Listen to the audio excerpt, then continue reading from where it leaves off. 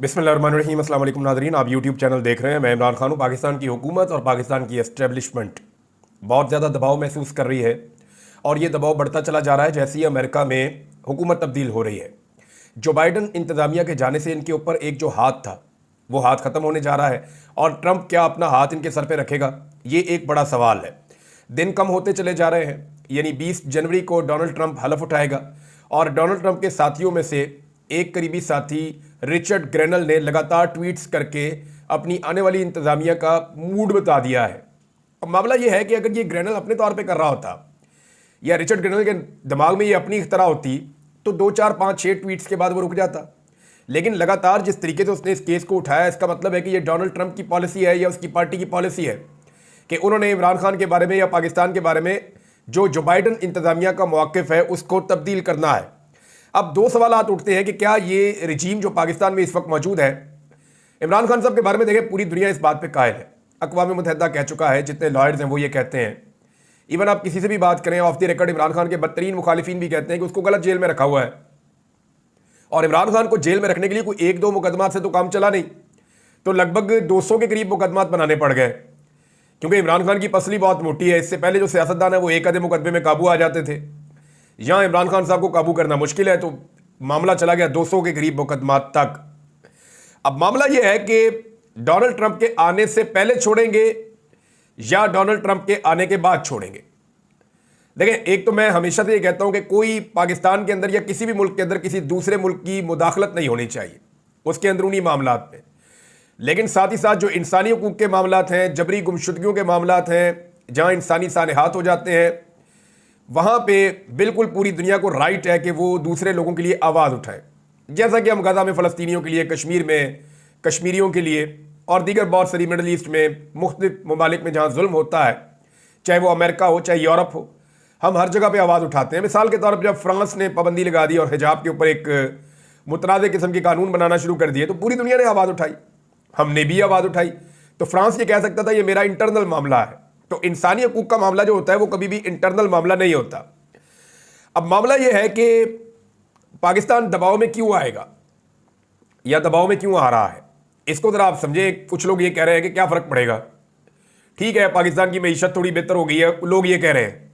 वो कैसे बेहतर हो गई मैं आपको भी बता देता हूँ।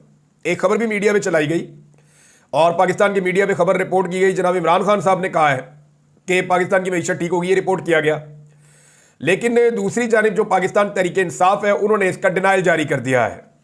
यानी जो सेक्रेटरी इत्तलात हैं शेख वकास अकरम साहब, उन्होंने कहा जी कि इमरान खान से मनसूब मईशत से मुताल्लिक गलत बयान चलाया गया कि इमरान खान ने बयान दिया है कि ये इस हुकूमत ने पूरी मईशत बंद कर दी है। इमरान खान ने कहा है कि ये मसनूई इक़दामात हैं और मईशत तबाही के करीब आ गई है, ये कोई इस्तेहकाम नहीं है, ना ही मईशत मुस्तहकम हुई है।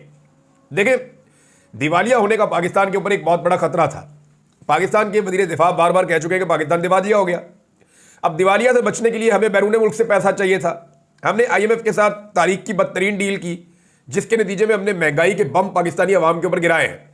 अगर आज पाकिस्तान दिवालिया नहीं हुआ तो उसके लिए मौजूदा हुकूमत की कारकर्दगी को आप नहीं कह सकते कि इन्होंने बड़ा अच्छा काम किया या इन्होंने कोई अच्छी पॉलिसी चलाई। हुआ यह है कि इन्होंने आलमी इदारों के कहने के ऊपर, आलमी मालियाती इदारों के कहने के ऊपर या उन्हें राजी करने के लिए महंगाई की सूरत में अपनी मईशत का सारा बोझ अवाम पे मुंतकिल कर दिया है। यानी जो पाकिस्तानी है उनके ऊपर मईशत का इतना ज्यादा बोझ डाला है कि महंगाई कई गुना बढ़ गई है। और ये अदादोशुमार को मेरे जाती नहीं है, ये पाकिस्तान की हुकूमत के इदारे हैं जिनके अदादोशुमार ये बताते हैं। सिर्फ गैस की कीमत में 850% तक इजाफा हुआ है। बिजली की कीमत के अंदर जो इजाफा है वो कई गुना है। हर चीज पाकिस्तान के अंदर महंगी हो गई है। पेट्रोल को 100 रुपए लीटर से ज्यादा इन्होंने पेट्रोल बढ़ा दिया है। तो जितनी महंगाई इस रिजीम ने की है उसकी वजह से अगर आलमी इदारों ने इनको पैसा दिया है तो आज ये बचे हुए हैं। इसको आप माशी इस्तेहकाम नहीं कह सकते। आपने दिवालिया होने से बचने के लिए आम आदमी को दिवालिया कर दिया। पाकिस्तान में हर आदमी जो है उसने इसकी कीमत चुकाई है। अब मामला यह है कि डोनाल्ड ट्रंप के आने से पहले अगर छोड़ते हैं तो उसके अलग असरात होंगे। सब कहेंगे डर गए, बुज़दिल हैं। और अगर डोनाल्ड ट्रंप के आने के बाद छोड़ते हैं तो उसमें इनके पास बार्गेनिंग की पोजीशन होगी। लेकिन क्या ये अमेरिका से बार्गेन कर सकते हैं? मुझे नहीं लगता कि अमेरिकी हुकूमत डायरेक्टली ये मुतालबा करेगी कि इमरान खान को छोड़ दो। डोनाल्ड ट्रंप का वैसे पता कोई नहीं, हो सकता वो कर भी दे। लेकिन अगर वो ये नहीं करेंगे तो वो क्या करेंगे? लेकिन पाकिस्तान को जब भी आईएमएफ से एक किस्त चाहिए होती है ना पैसों की, जो अभी इनको चाहिए होगी कुछ अरसे के बाद, जब भी पाकिस्तान को आईएमएफ से पैसा चाहिए होता है अपना मुल्क चलाने के लिए, या आलमी इदारों से पैसा चाहिए होता है अपना मुल्क चलाने के लिए, तो पाकिस्तान की जो टॉप की लीडरशिप है, चाहे वो एस्टेब्लिशमेंट है या हुकूमत है, वो अमेरिका का दौरा करते हैं और वो अमेरिका जाते हैं। वहां जाकर वो माहौल बनाते हैं, बातचीत करते हैं, यकीन दहानियां करवाते हैं और उन्हें मिन्नत तरला करते हैं और उसके बाद जो है उनको एक नई किस्त मिल जाती है।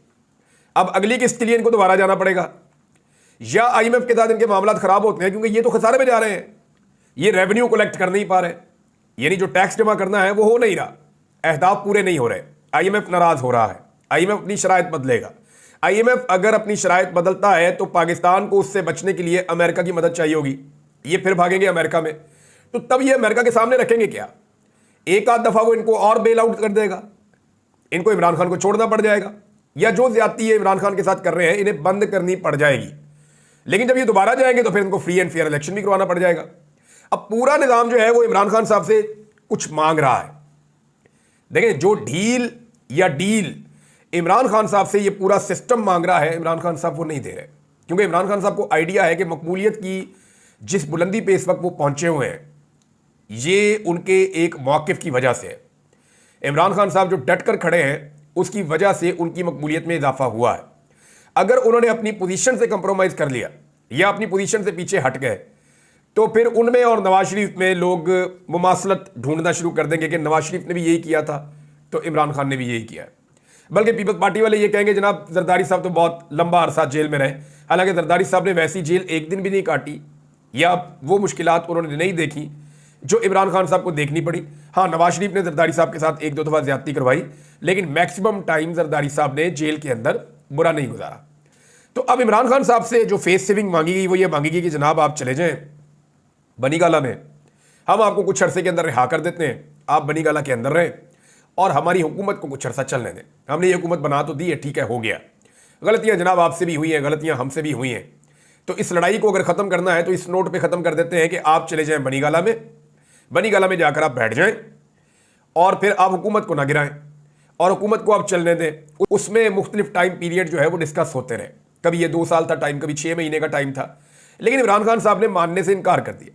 इमरान खान साहब की अपनी पार्टी के लोगों ने उनकी मिन्नतें की और उन्हें कहा कि खान साहब आप जेल से अपने घर शिफ्ट हो जाएं, लेकिन इमरान खान साहब ये जानते हैं कि इसके बाद बयानिया क्या बनेगा और वो अच्छी तरह जानते हैं कि अवाम में उनकी मकबूलियत को धचका लगेगा, लिहाजा उन्होंने ऐसी किसी भी डील को करने से इनकार कर दिया, बल्कि उन्होंने इस हुकूमत को और एस्टेब्लिशमेंट को किसी भी किस्म की फेस सेविंग देने से इनकार कर दिया है। अब इनके पास रास्ता क्या? या तो ये इमरान खान को अंदर रखकर अमेरिका से और मगरबी ममालिक से पूरी जंग कर लें, क्योंकि मलिया लोधी साहबा ने भी स्टेटमेंट दे दिया है कि जीएसपी प्लस का आपका स्टेटस खतरे में है, क्योंकि यूरोपीय यूनियन का स्टेटमेंट आ गया है। फौजी अदालतों के जो फैसले हैं उन्होंने इंपैक्ट डाला है। फिर जो 26 नवंबर को कत्लेआम हुआ उसका अपना एक इंपैक्ट है और उसके बारे में अभी भी मुतज़ाद इतलात हैं कि वहां पे जो लाशें अभी तक रिकवर हुई हैं उनसे ज्यादा लोग मारे गए, यानी 13 लोग तो पाकिस्तान तहरीक इंसाफ ने दफनाए और उनकी लाशें मंजरे आम पे आई हैं, लेकिन वहां से जो लोग लापता हुए हैं वो कहाँ हैं, वो जिंदा हैं या नहीं है, या उनकी डेड बॉडीज गायब की गई हैं, इस हवाले से बहुत ज़्यादा खबरें पाकिस्तान में गर्दिश करती रहती हैं। नाज़रीन, अमरीकी दबाव का अंदाज़ा आप यहाँ से कर लें कि अब अमेरिकन किसी और अंदाज में सोच रहे हैं जो आने वाला रिजीम है। इससे पहले ये होता था कि अमेरिकन पाकिस्तानी एस्टेब्लिशमेंट को कंट्रोल कर लेते थे, पूरा पाकिस्तान कंट्रोल हो जाता था। फिर अमेरिकन पाकिस्तानी हुकूमत के साथ डील कर लेते थे, पाकिस्तान कंट्रोल हो जाता था। तो वो चंद लोगों से राब्ते में रहते थे। लेकिन अमेरिकन ने पिछले 70 साल में पहली मरतबा अपना फॉर्मूला बदला है और उन्होंने डायरेक्ट आवाम के साथ डील करना शुरू किया है और सोशल मीडिया ने इसमें बड़ा इंपॉर्टेंट किरदार अदा किया है।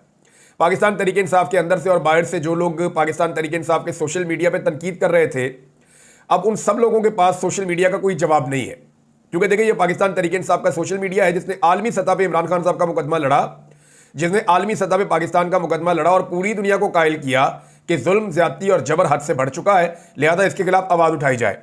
अमेरिका की जो आने वाली एडमिनिस्ट्रेशन है वो पाकिस्तान की आवाम के साथ बातचीत करने में बिलीव रखते हैं और उन्हें आइडिया हो गया है कि पाकिस्तान के अवाम चाहते क्या हैं, लिहाजा उन्होंने अपनी पॉलिसी को जनाब तब्दील किया है। और अब जिन लोगों की दिहाड़ियाँ लगी हुई थी ना, जैसे कि शेरी रहमान साहब ने स्टेटमेंट दिया अमेरिका के खिलाफ, वो उनका खाता खुला तो पता चला जी कि वो पीपल्स पार्टी की शेरी रहमान है। उनका खाता खुला तो पता चला कि जी वो भी लाखों डॉलर्स अमरीकी इमदाद में से हड़प कर गई अपनी एनजीओ के जरिए से। उसके बाद जनाब तलाल चौधरी साहब की ट्वीट करवाई गई। तलाल चौधरी साहब ने अंग्रेजी में ट्वीट किया और अंग्रेजी दोबारा गलत लिख दी। यानी आप अंदाज़ा करें कि ये लेवल है यहाँ पे सेनेटर का कि वो ट्वीट कर रहा है और वो जस्टिस को इनजस्टिस लिख रहा है और वो डिमांड कर रहा है कि आप नाइंसाफ़ी के साथ खड़े हो जाएं। अब अगर रिचर्ड ने आगे से लिख दिया कि जी मैं नाइंसाफ़ी के साथ नहीं खड़े हो सकता, तो फिर क्या बनेगा? तो तलाल चौधरी का भी गलत ट्वीट हो गया। फिर जावेद लतीफ़ साहब ने एक ट्वीट किया और इमरान खान की शिकायत लगाई, जनाब मुझे गिरफ्तार किया गया है और मुझे जेल में रखा गया है इमरान खान साहब के दौर में। तो जावेद लतीफ़ साहब के ऊपर तो एक मुकदमा हुआ है, इमरान खान साहब के ऊपर 180 से ज़्यादा मुकदमे हुए हैं। और जावेद लतीफ़ साहब अपने मुंह से हमेशा अपने ऊपर गुजरने वाले तमाम चीज़ों के लिए जिम्मेदार सियासतदानों को नहीं बल्कि वो जर्नैलों को करार देते रहे कि मिलिट्री जनरल्स की वजह से या एस्टेब्लिशमेंट की वजह से जावेद लतीफ़ साहब जेल गए थे। लेकिन अब वो वही इल्ज़ाम रिचर्ड को मुखातिब करते हुए शिकायत लगा रहे हैं कि जी इमरान खान ने मुझे जेल में डाला था। तो ऐसे बहुत सारे लोग लॉन्च हुए हैं। यानी आबिद शेरनी को लॉन्च किया गया दोबारा से, ख्वाजा साद रफ़ीक को लॉन्च किया गया, ख्वाजा आसिफ को लॉन्च किया गया। ये लोग चले हुए कारतूस बन चुके हैं। अवाम में इनकी वक़्त ख़त्म हो चुकी है। हो सकता है कि अवाम में इनकी वापसी हो जाए, लेकिन वो जमहूरी तरीके से होगी ना। अब जब तक बूट पॉलिश हाथ में है या जब तक इस्टेब्लिशमेंट के कंधे के ऊपर ये हाथ रख के चलते रहेंगे नाबीना लोगों की तरह, तो तब तक तो इनकी मकबूलियत वापस नहीं आएगी। क्योंकि पाकिस्तान के अवाम और कुछ तय करें या ना करें, एक बात तो वो तय कर चुके हैं कि एस्टेब्लिशमेंट के खिलाफ उन्होंने अब रहना है, या वो ये समझ चुके हैं कि पाकिस्तान के मसाइल के अंदर एक बड़ा मसला जो है वो एस्टेब्लिशमेंट की पाकिस्तानी सियासत में मुदाखलत भी है। अब नून लीग एक नया बयानिया भी बना रही है। इस बयानिया के मुताबिक रिचर्ड ग्रेनल जो है वो डोनाल्ड ट्रंप की टीम का एक गैर अहम आदमी है। अब ये बयान जो है वो ख्वाजा आसिफ साहब जैसे लोग दे रहे हैं। तो ख्वाजा आसिफ की अपनी अहमियत क्या है, इसके बारे में कभी उन्होंने सोचा है? शाहिद असलम साहब हैं सीनियर जर्नलिस्ट, उन्होंने एक सवाल उठाया और उसका जवाब अभी तक नहीं आया कि ख्वाजा आसिफ अपना हलफ उठाने के बाद से लेकर अब तक अपनी वजारत दिफा में दूसरी मरतबा कब गए हैं, या अपनी वजारत दिफा के बारे में उन्हें कोई थोड़ा सा भी नॉलेज है, या कोई फैसला करते हुए उनको कभी भी एतमाद में लिया जाता है? ख्वाजा आसिफ पाकिस्तान का वो वजीर दिफा है जो दिफा के बारे में पाकिस्तान की तारीख में शायद सबसे कम जानते हैं। यानी उनकी तवज्जो अपने काम के अलावा बाकी तमाम चीज़ों पर है और ख़ास तौर पे उनकी तवज्जो रहती है इस बात के ऊपर कि लोगों को जुगतें कैसे लगानी है।